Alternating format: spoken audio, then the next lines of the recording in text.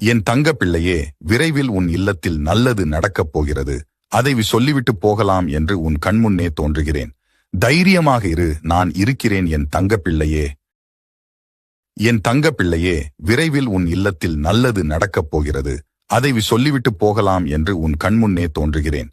தைரியமாக இரு, நான் இருக்கிறேன் என் தங்க பிள்ளையே. வாழ்க்கை தான் கஷ்டமா இருக்குன்னு உன்னை தேடி வந்தேன். ஆனா நீயும் கஷ்டப்படுத்துற பத்திய.